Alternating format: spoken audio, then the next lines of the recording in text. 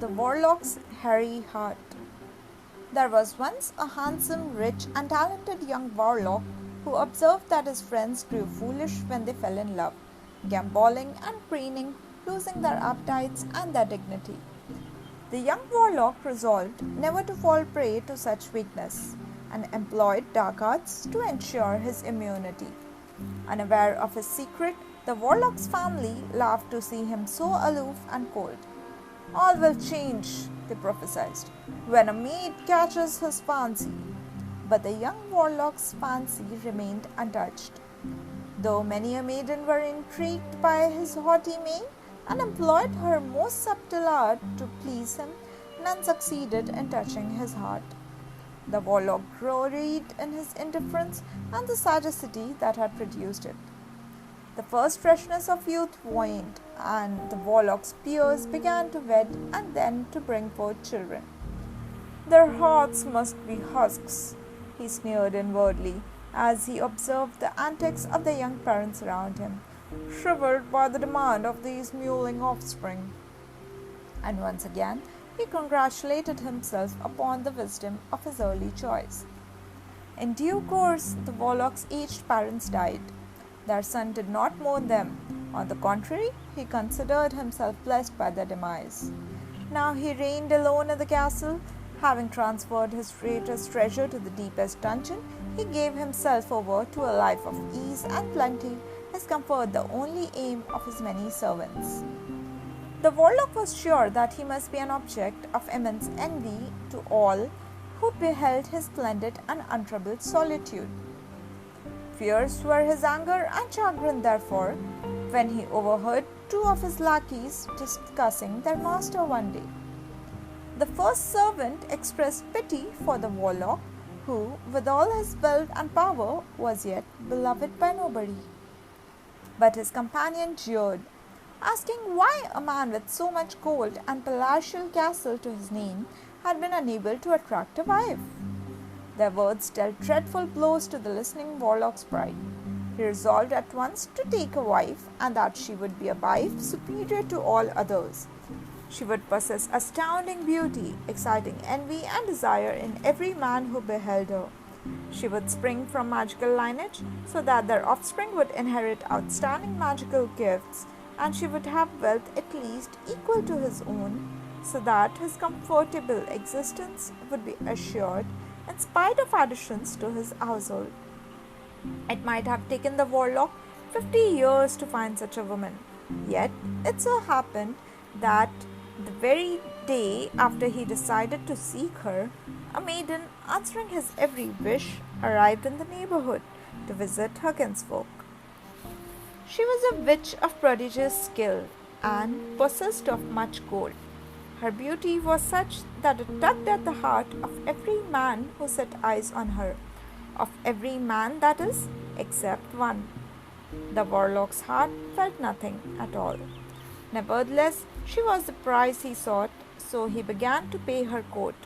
All who noticed the warlock's change in manners were amazed, and told the maiden that she had succeeded where 100 had failed.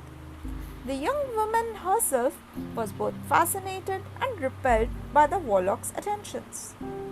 She sensed the coldness that lay behind the warmth of his flattery, and had never met a man so strange and remote. Her kinsfolk, however, deemed theirs a most suitable match, and eager to promote it, accepted the warlock's invitation to a great feast in the maiden's honor. The table was laden with silver and gold, bearing the finest wines and most sumptuous foods. Minstrels strummed on silk-stringed lutes and sang of a love their master had never felt. The maiden sat upon a throne beside the warlock, who spake low, employing words of tenderness he had stolen from the poets without any idea of their true meaning. The maiden listened, puzzled, and finally replied, "You speak well, warlock, and I would be delighted by your attentions, if only I thought you had a heart." The warlock smiled and told her that she need not fear on that score. Bidding her follow, he led her from the feast and down to the locked dungeon, where he kept his greatest treasure. Here, in an enchanted crystal casket, was a warlock's beating heart. Long since disconnected from eyes, ears, and fingers, it had never fallen prey to beauty or to a musical voice, to the feel of silken skin. The maiden was terrified by the sight for the heart was shrunken and covered in long black hair. Oh, what have you done? She lamented. Put it back where it belongs, I beseech you. Seeing that this was necessary to please her, the warlock drew his wand, unlocked the crystal casket, sliced open his own breast, and replaced the hairy heart in the empty cavity it had once occupied. Now you're healed, and you'll know true love, cried the maiden, and she embraced him. The touch of her soft white arms, the sound of her breath in his air, the scent of her heavy golden hair, all pierced the newly awakened heart like spears. But it had grown strange during its long exile, blind and savage in the darkness to which it had been condemned, and its appetites had grown powerful and perverse. The guests at the feast had noticed the absence of their host and maiden. At first untroubled, they grew anxious as the hours passed and finally began to search the castle. They found the dungeon at last, and a most dreadful sight awaited them there. The maiden lay dead upon the floor, her breast cut open, and beside her crouched the mad warlock, holding in one bloody hand a great smooth shining scarlet heart, which he licked and stroked, vowing to exchange it for his own. In his other hand he held his wand, trying to coax from his own chest the shriveled hairy heart. But the hairy heart was stronger than he was, and refused to relinquish its hold upon his senses and to return to the coffin in which it had been locked for so long.